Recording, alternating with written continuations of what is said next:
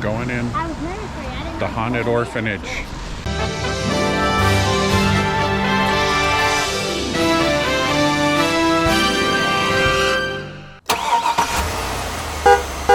This building here, we're going into, this is the original orphanage building. Now has changed a bit since the 1860s. You'll notice the second floor to the building. Yes, back then the children and the staff slept in the bedrooms upstairs like most of us do in our homes today. I cannot, however, take you upstairs to those floors because they have been turned into private residences. There are apartments up there. There are people that actually live in this building with the ghosts. Imagine what those nights would be like trying to sleep up there. Would you want to live in a haunted house? No? Me either. All right. Tall people, watch your head right here. Be very careful going down these stairs. Bryce, watch your head.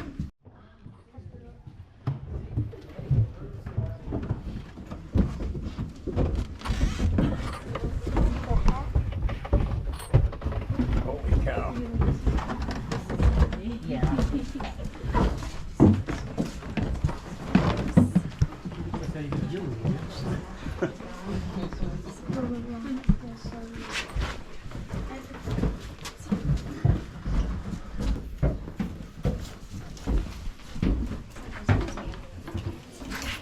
So, here we are. I wish you would. I don't like this. I know how to make it better.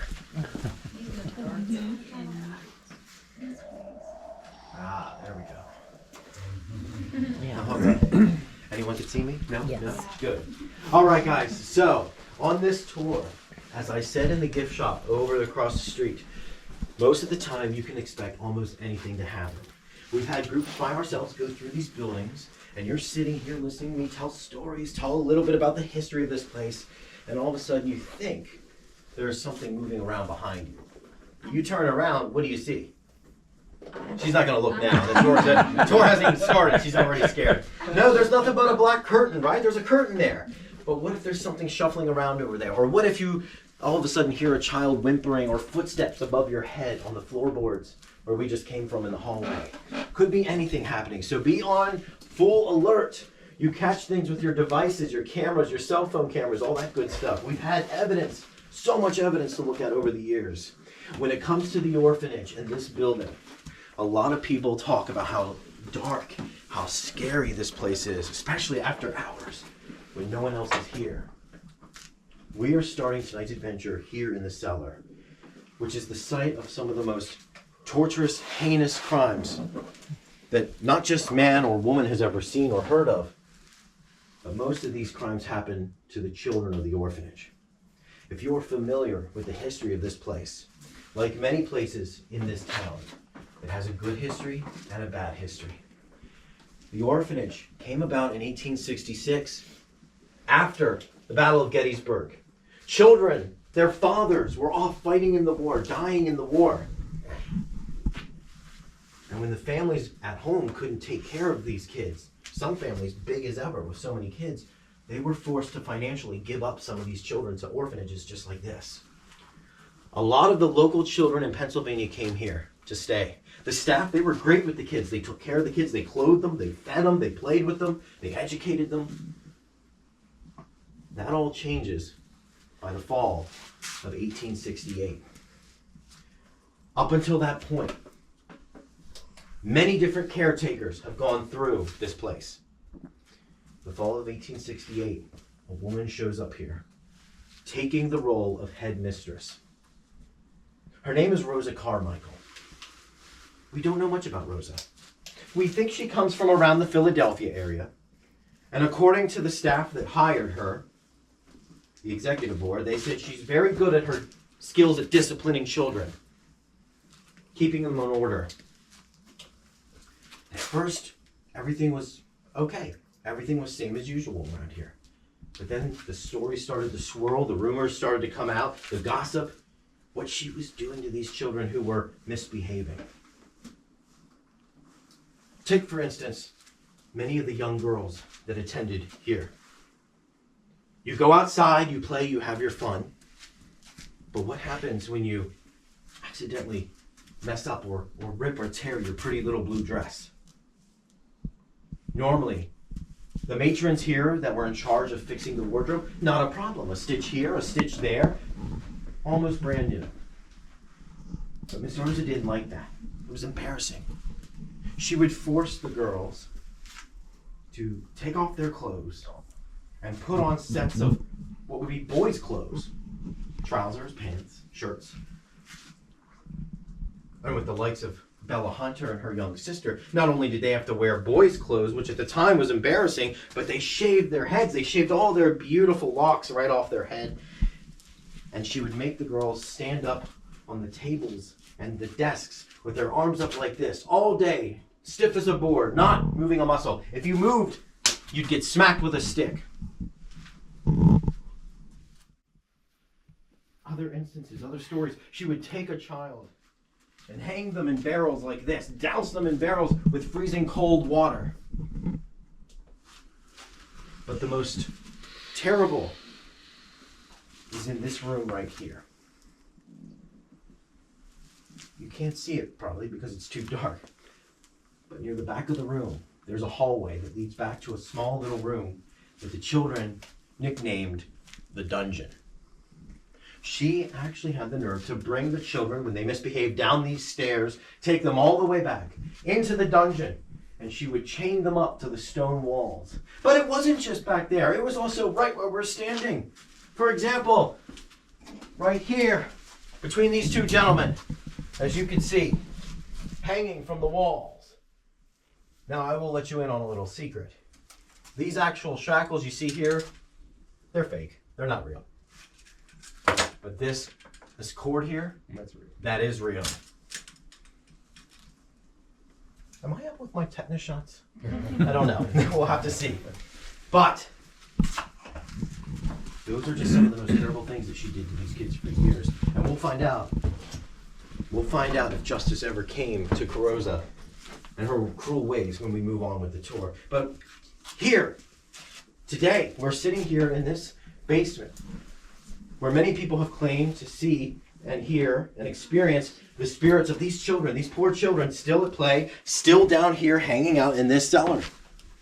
I've had people on tours before sit on these benches and they're just sitting there and all of a sudden, no draft, no wisp of air or anything, something blows right past their legs. Or they could feel the weight of something sitting right on the bench, right next to them. But they look over and there's nothing here. Except me bumping my head. Now, how many of you are fans of ghost shows like Ghost Hunters, Ghost Adventures? I'm sure you have your favorite show.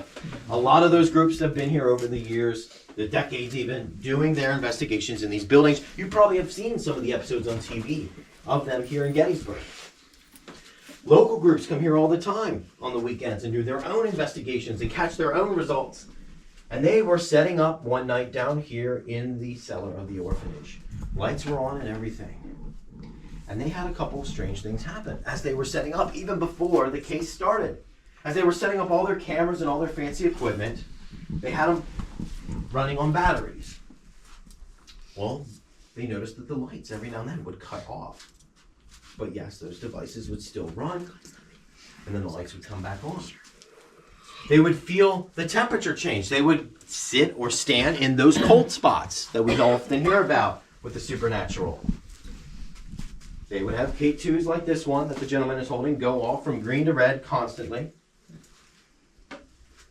And some groups, if they're lucky, they would have special guests, psychics, right? People who could see ghosts and things like that. And as they were setting up equipment one night, there was a gentleman right here setting up some cameras, and the psychic that they invited along for the night was standing over here. Now the lights are all on. And the psychic stops, turns around, and looks right into that corner. And she says, "Oh my gosh, nobody move. Nobody do anything drastic. There's a small child right there in the corner." She could see them. But all the other people could see was nothing.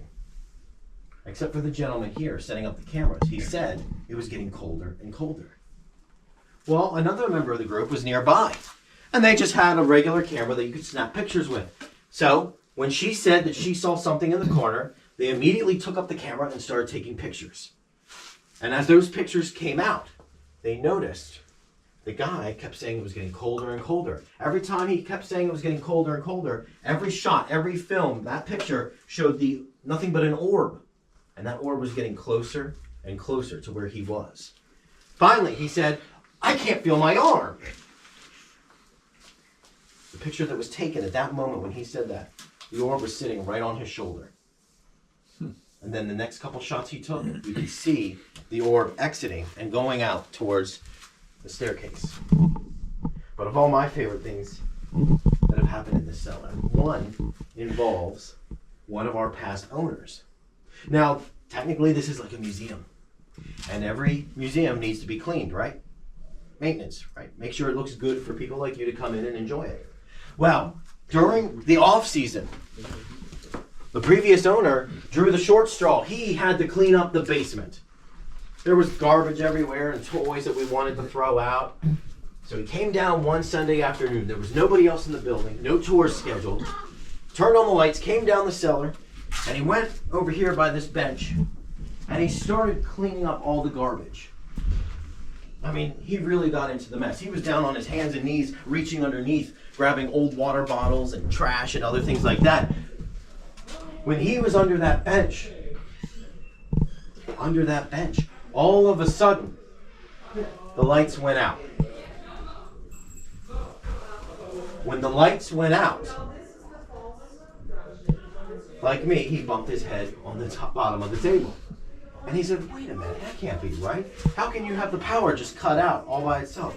Well, it could happen. It's an old building. Maybe the wire is faulty. Who knows? So he gets up and he walks over here. Now, you saw me go over there and turn the lights off via switch.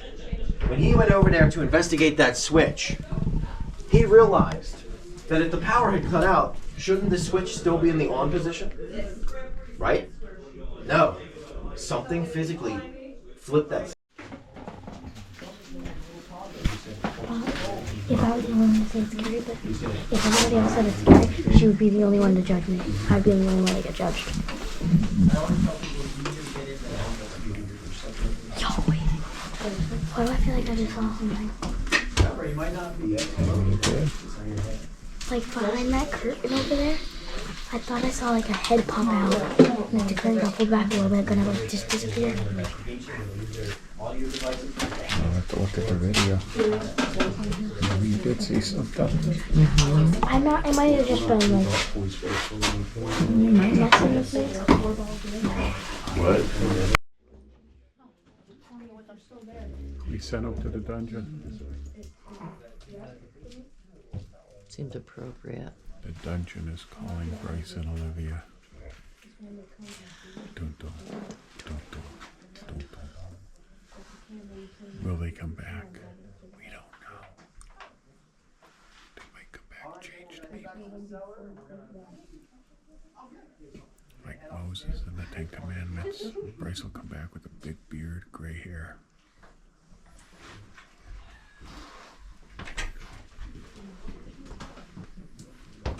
Does make it difficult to tell where steps and such are. Oh, my flash or? Well, it's kind of strobing because Oh, I'm going sorry. so fast. Oh, So I'm it's like, sorry. oh, sorry. Sorry about that. Alright, so music. Alright, let's make everybody feel comfortable again by raising their lights. Alright, so, of course, we got probably what I consider the scariest part over first. We're down in the cellar, previous part of the building, we saw the dungeon. The story of the orphanage is not over. I've already told you about Rosa, but I've already had a million questions about what happened to Rosa. Did she ever face what she did to these children, the consequences? And she does. But we're going to get into that when we head up to the next part of the tour. We're going to head up the stairs. There is a nice little museum part we're going to pass through if you want to take a quick glance at some of the exhibits. But the next stop is we're going to head right into what was the dining hall where the children used to get their meals every day. There's going to be tavern-style tables up there. Take a seat wherever you want. I believe we have enough for everybody to sit at their own table.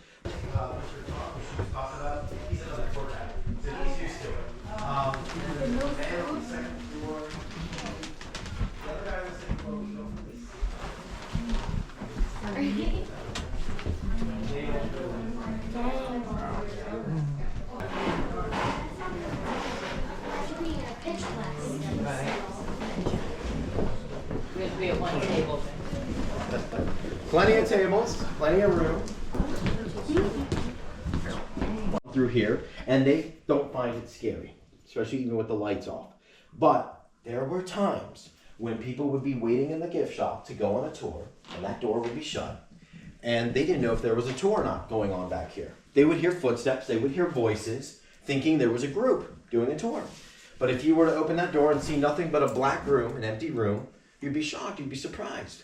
Many of those voices have been heard in this back part of the building. And one time, something happened back here in this back part of the building. We had a tour called the Ghostly Encounters Tour. They still do them every now and again. Your tour guide would dress up in a costume and play a character from history, while at the same time trying to spook you as they could. Now, it was the end of the season one year, November. Cold, not many crowds in town, everybody goes home for the holidays. One of our tour guides, a big old jolly gentleman by the name of Mr. Joe. Mr. Joe always played the character of James Wade, Jenny Wade's father, across the street at the Jenny Wade house. Some of you might have had him before if you were here. Well, one night, the tour was over, it was late, it was dark out, everybody went home. He finished, locked up the building, and, well, he didn't want to go home dressed in his costume, he wanted to change back into his normal clothes. Well, the only place to do so is right here behind this wall. There's a bathroom. You probably saw it on the way through the hallway. So he comes into the orphanage all by himself. He's heading towards the bathroom to change out of his costume. On the way in, he passes the door that goes down to the cellar. It's open just a bit, but the lights are off. And he hears voices downstairs in the dark. Do you think it's ghosts? No. It's what you guys were doing. There's paranormal investigators down there. There was a group that came in that night to do an investigation of the orphanage. Well, he didn't want to disrupt them, so he sneaks into the bathroom and he shuts the door quietly. He starts changing out of his outfit. Now, he's in there for about 15, 20 minutes getting ready for the night to leave. At this point, the investigation is over. The guys all left, leaving Mr. Joe truly alone in the building. Well, he's in the bathroom, still thinks the group's downstairs. He's almost done in the bathroom, and all of a sudden, he starts hearing footsteps right outside the door in the hallway, moving around, pacing around. And then he looks down, and he sees the door handle start to jiggle. Well, he thinks one of these investigators came upstairs, had to use the bathroom. So he calls out right on the other side of the door. He says, hey, hold on a minute. Occupied, I'll be right out. Just give me a second. Nothing. The door handle continues to jiggle. And now the door starts to slam hard. And he's thinking, man, they really have to go to the bathroom. Hey, give me a second, man. I said I'm coming out. Nothing. The door is still going. They're really trying to bust their way in. He finally gets angry and he says, hey, hold on. And he reaches down and he turns that handle and throws the door open. Nobody's on the other side. Nobody. He goes over to the cellar where they were at. That door is shut and locked. He's all by himself. Who the heck was trying to get into the bathroom? Well, see, the ghosts here in this building know, I think, when the tour season starts and when the tour season ends. He, or they, I should say, know when there are people coming into the building, whether it's just one tour guide or a whole group or two. And they know when that season starts up again at the beginning of the year, right? Just like now, when to come out and play. The following season, late March, the tour season started. And it was an orphan tour, similar to this. It was nice out. And one of the tour guides, who's no longer here, retired a long time ago, a woman named Miss Jean, she had a group just like you guys, and she had just finished the outside portion, going around the neighborhood. And they came into the orphanage, and the first stop was right here in the dining hall. Everybody took their seats at the tables, lights on just like this. And she stood over here by the gift shop door, telling stories, telling history of the place. The gift shop was hopping. People were coming in through the front door, signing up for later tours. There was a huge crowd in there. Imagine their surprise when the next thing they hear on the other side of this door, here in this room, is Miss Jean let out the most blood-curdling scream you've ever heard. And everybody in the shop thought, that's the tour guide having their fun with the tour group. But she didn't stop. She kept screaming. And then she said something out loud that you would never hear a tour guide say on a tour. Help us, please! Come in, please! The young lady running the desk was concerned. She was scared. She never experienced anything like that. She comes barreling across the gift shop floor. She opens up this door, and at the time, she couldn't believe her eyes. The tables you sit at now, these little tables, they weren't here. Instead, we had 2 long tables from wall to wall, just like this. Everybody that was sitting at those tables, they were all now on one side of the room. Some of which sitting in their laps. Something spooked them real good. And the girl was looking all over the place for Miss Jean, wondering where she had gone. Where's the tour guide to control this madness? And she looked down, and she saw Miss Jean in the corner like this, hiding. Pale as ever, sweat running down her face, whimpering like a little girl. They sat her down, they calmed her down. It wasn't until after the tour that they found out what really happened. When she had everybody in here telling stories, having a good time, she's standing over here, and all of a sudden, at a break in the storytelling, right here at this door, this dark, shadowy shape just came through in front of everybody and walked right across the floor just like this. And when it hit this door over here on the far side of the room, it just disappeared just like that, scaring everybody half to death. She stayed on for another couple of years as a tour guide. She loved the job, just like most of us do. But that is one night, one story she will never forget to the end of her days. And it's one of my favorite stories involving another guide, besides me, that has had an encounter here in the orphanage. Now, with that being said, before we head on, do any of you have any questions whatsoever? Yes? What was your scariest encounter? Ooh, well, in here? That's a good question. I was wondering. That is a good question. Well, we'll tell you this one story and then we'll head on to the next stop. One night, me and a friend who was another tour guide, we had just completed our late night tour. If you're not familiar with the late night tour, it's when we have 2 guides with 2 groups, just like tonight. One does the Jenny Wade house, one does the orphanage. And then after about 45 minutes, we switch. The fun fact about this whole tour, everything is done in the dark. The only light you get is the lantern and that's it. And our stories tend to be a little scarier, a little darker. But one night we finished the tour. Having a little bit of fun there. Yeah, they're having a lot of fun. One night we finished the tour. I finished down at the Jenny Wade. My co-worker finished right up here at the orphanage. We said our goodbyes to everybody. Hope they had a good time. They all left. I locked up the building for the night and I came up here to the orphanage. And I normally don't do that. Usually I get in my car and just go. But my friend waved me over. He came over and he said, "You're not going to believe what just happened." We were down in the basement at the orphanage. I had the lights out. I was telling stories. When it got quiet, all of a sudden, up here in the hall where we came in, he heard footsteps going back and forth. He got so scared, he actually left his tour group down in the basement by themselves. And he went up to investigate and found nobody. Came in, finished the tour, they all left. As we're standing out there on the porch, the front porch of the ramp, we had all these doors open so we could see clear back here to the back with the lights on. And we're standing there talking and I said, "Eric, well, it's getting late. It's time to lock up. I'll help you get all the lights and everything." At that moment, the next thing we hear at 1 in the morning, this whistle out of nowhere. We looked around and it was a ghost town. There was nobody out there. There was nobody in the building. The whistle had come from inside the building, right back here. We came all the way to the back to investigate. Nobody was playing a trick on us, not even Tom. And at that moment, as we're standing back here, we hear this loud bang come from downstairs. We went downstairs. Nothing was out of place, no benches or anything. But we did find somebody's cell phone down there. We got the cell phone. We came back up to the front porch. And we said, "Well, I guess this one's going to have to go in the lost and found for tomorrow. Maybe they'll come back." At that moment we said that, a young gentleman and his family came around the corner of the village up here, the hotel. He was just on the tour and he lost his phone. Did we see it? Yeah, here it is. But you're not going to believe how we found it. ever since that night, we believed we had a little bit of help from the ghosts in this building, letting us know, hey, this guy forgot something. You might want to come and investigate. But let me tell you, when you hear that whistle and that slam of something downstairs, do you think we really wanted to check it out? No, at 2 in the morning? No.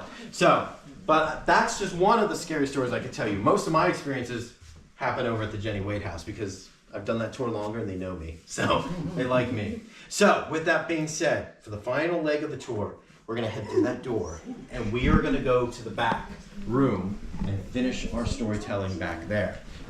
It looks like a church, I know. Do you guys As you take your seats and you look around the rooms, these are the actual photographs from the orphanage back in its heyday. You can see many of the shots with children out playing in the yards, the streets, what they used to look like.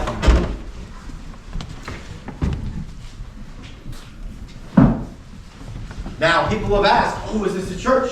Is this part of the original orphanage? Sorry to disappoint you, no it's not.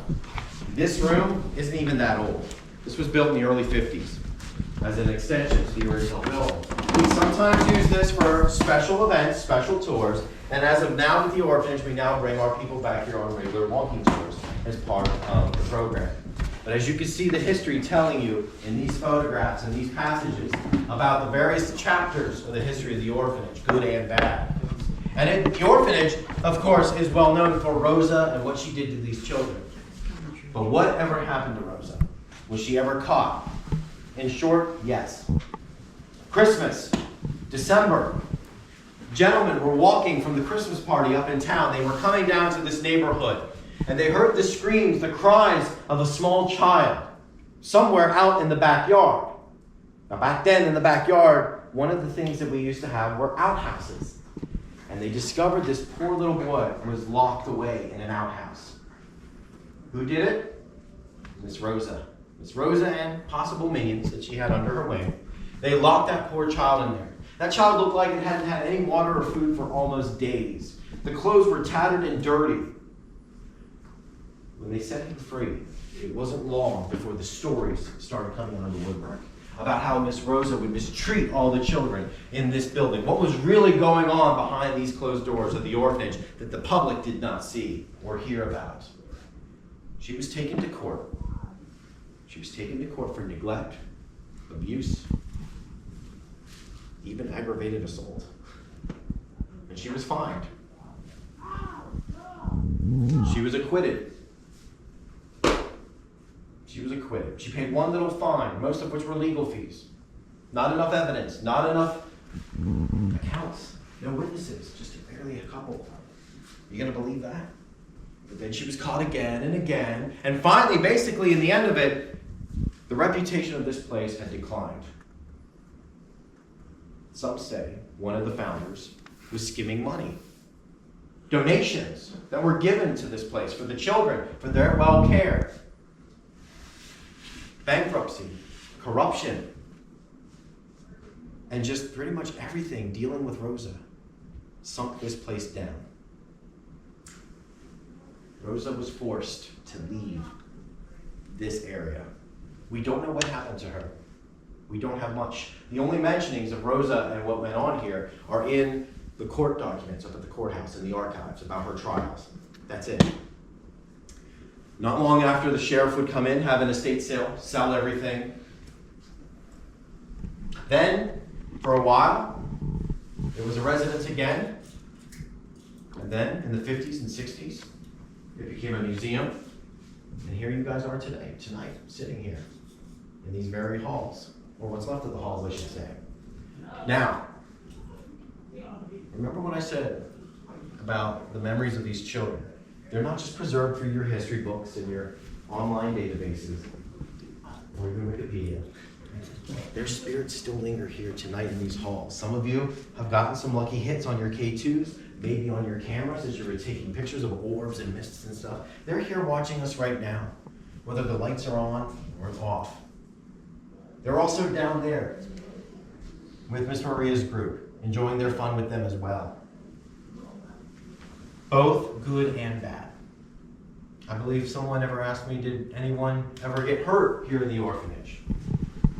With the records and what happened here with Miss Rosa, there has been a record of one death. a young boy came down with a stomach illness.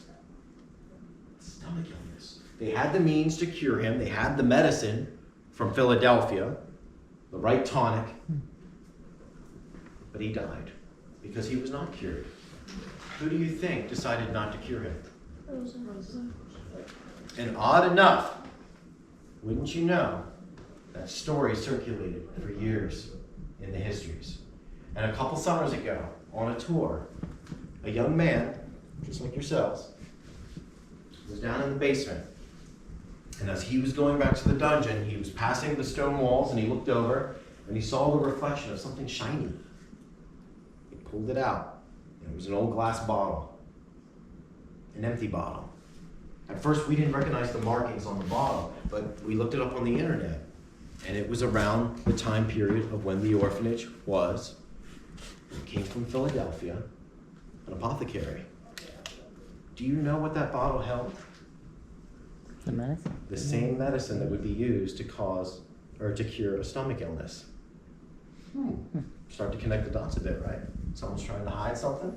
Well, not saying it's the medicine or the bottle from the history, but it is something interesting to think about. Going back to the ghosts and spirits of this place. Now is when things get really dark. Remember when I said we've had psychics in here, and visions, things like that?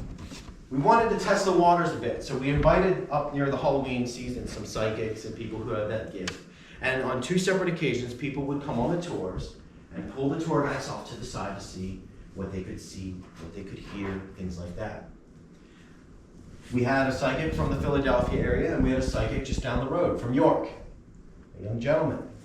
And during the tour, their stories were very similar. They each had on their own tours a similar vision. They would actually see a young man, overalls, old style clothing, come up the steps from the basement. One hand, he had a shovel. In the other hand, a bundle of some sort in his hand. And they would see the same thing. They would see this man walk through the dining hall where we were just at. They would see the man start to walk down the steps and then just disappear. They never saw the finished image, but they did notice, both accounts, both stories, this young man was walking towards the back of the room. This is what's strange.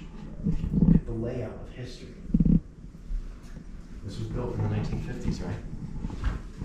Where I'm standing used to be the back kitchen to the orphanage. Where you're all at right now, you're actually in the backyard. An orchard, stables, some gardens, a well. Why would there be a young man coming back here with a shovel? Something in his arm. Does anybody want to take a guess what that might be? That little bundle? I feel like I don't want to ask this question. I feel like you're going to nail it. He buried the kid in the backyard. Buried the kid. Oh, she is so gruesome. Does this look like a No, kid? no, it's his poop. It's his kind of body. That's my guess. No more late night horror movies for you. You know the answer, right? Probably. Have you heard this story before? No. Maybe some like soil to. No. He's thinking agriculturally. That's good. Plant a tree, right? Save the earth. All right. Let's see. Wait, can I get a guess real quick? You want to guess? Okay. This is gonna be weird because you're too young, but okay. Maybe like a doll that looks like someone that he didn't like from the orphanage. You're on the right track. Like a doll of someone like that he didn't like, that bullied him or something. You're the parents, right? Grandparents. Grandparents? But thank you for thinking parents. I would ask for permission to tell this story, but I don't want them to keep you up at night. No, they won't. Okay. The story goes, the psychic saw this boy with a shovel and a bundle in his arm. This is where things get a little scandalous. At the time of the orphanage, think about it. All these boys and girls, different ages, and I do mean different ages. A young girl who was not even 14, 15 years old found herself pregnant. Just like today, that's a big scandal. We don't know who or what or where or how. She was a young orphan. She found herself pregnant. Now, Miss Rosa would not have this. Could you imagine the publicity of this? Oh my gosh, an orphan finding themselves with child. It came time for the mother to give birth. You can't do it up here on the property. You can't do it in public eye. Mm-hmm. She took the woman down to the basement. The mother gave birth. The mother only held that child, her child, for a few seconds.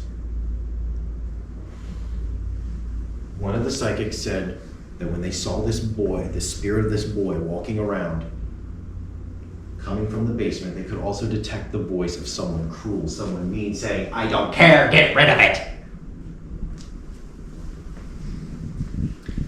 The mother held the child for a few seconds. The psychics see the exact same image. Maybe even today, if they were to come here and have a vision. The young man making his way through the orphanage with the bundle and a shovel. So it was a kid. Yeah. Coming down the stairs, heading to the backyard. And that's it. Well, I know what. Who dug the baby? I think I just revealed it. He just said it, but Liv said He it. might But slaughtered his head off. they didn't have So no you heads. see, the no orphanage heads has had to its be fair dismembered. share of dark stories as well. Some that we don't like to tell a lot on tours, especially with the young ones around. We don't like to give them the creeps. But that it has its fair share of dark history here in the orphanage. You know that she's a cruel woman. You read some of the accounts, she would probably deny it, say that none of it's true. She's not capable of any of that stuff. But why did she disappear so fast? She had to be guilty of something.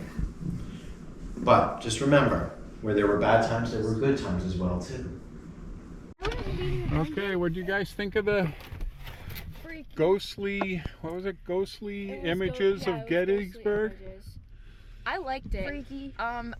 Kendall said she felt like a breeze, and then he started talking about the breeze that Tom would do, and we just like looked at each other. Did you see us look at each other? Mm-hmm. We were like, oh my god.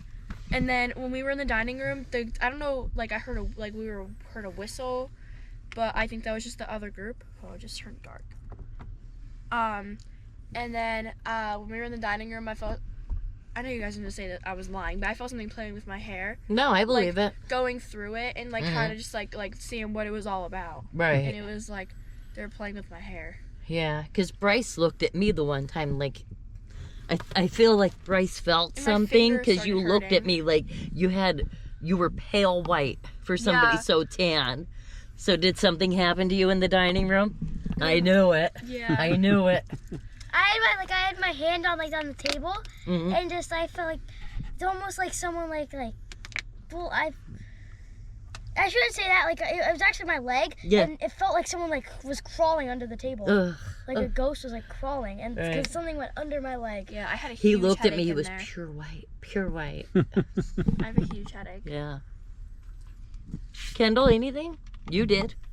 That guy yelled. Tell your experience. That was kind of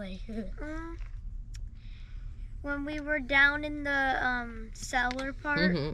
when everyone was in the dungeon, I was sitting on the bench and I felt a cold breeze past me. Wow. I didn't feel anything, but I think it's because it's kids. Yeah. But when I was taking pictures, then when I was looking at them, there's a picture that I gotta show you that has a weird mark on it. Oh yeah, I was saying Yeah. when I was taking the pictures, I saw them. Mhm. I was looking through the camera and I saw Really them, but then when I cool. took a picture, it Yeah. wasn't there. Yeah. Yeah, the What do you orb. think? How much Besides was the it? fact that it was so sad. Really interesting. 15 a person. $15 a person. Man, it was, Interesting but sad. yeah, It was yeah, it's sad. It was very sad. sad that kids would have to go through Right. Yeah, we that. did. And it kind of reminds me of the Matilda thing at Yeah. their school, but it was less Matilda funny. Yeah, we definitely recommend it if you're going to Gettysburg. That's one tour you should do. I was Yeah. going to the Anne Frank house, but I meant Jenny Lee. I keep on. All right, we're closing out our Gettysburg trip. What was everybody's favorite? The museum was definitely my favorite. The orphanage one? Museum. Oh, of haunted objects? Haunted Even objects. better than the orphanage. Wow. Wow. Yeah. That's because she was the star of the show. Showed up the tour guide. I liked the orphanage. Like seeing where they kept the little kids in the dungeon. Yeah. It's gonna be you one day. We gotta figure out that practice. I liked the orphanage because I liked the story how he told like where Tommy had like the shovel and the baby. Bryce loves Tommy. And he had like the baby and no one else was there too. Right. I liked the orphanage, but it was extremely sad. So it was none of these awful children found that it was sad that there were babies being tortured, but I did. But I liked the orphanage, and I liked Tommy's pizza, and I liked the whole trip. This campground is fantastic. I liked what else thing I liked is how close we are like to the stuff. Oh yeah. Like the mini golf and the cornhole and the pool. Right. The campground is nice. Yeah, we're in site 41. Oh, perfect. They said the laundry is right there with bathrooms. You saw the mini golf and beanbag toss And games. the dog park's down there. And the dog park's close by.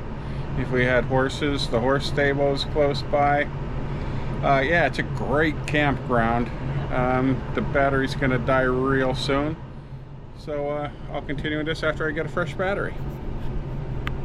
Maybe Kennedy will be Okay, I'm back.